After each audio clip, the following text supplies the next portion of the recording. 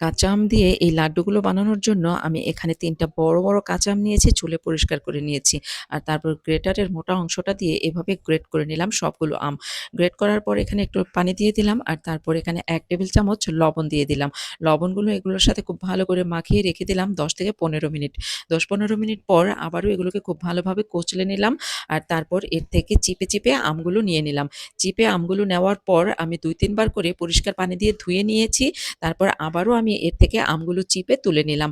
আর তুলে নেওয়া আমগুলোর মধ্যে এখন আমি দিয়ে দিলাম বড় কাপে ১.৫ কাপ চিনি। তারপরে হাত দিয়ে খুব ভালোভাবে নেড়ে-চেড়ে আম, চিনি একসাথে মিশিয়ে নিলাম।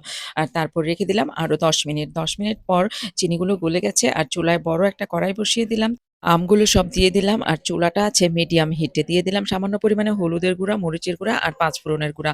আর তারপর এগুলো কিছুক্ষণ নাড়াচাড়া করে দিয়ে দিলাম অল্প পরিমাণে চিলি ফ্লেক্স আর আবারও কিছু পাঁচফোড়ন দিয়ে দিলাম। আর তারপরে আবারও নেড়ে-চেড়ে কিছুক্ষণ রান্না করে নিলাম।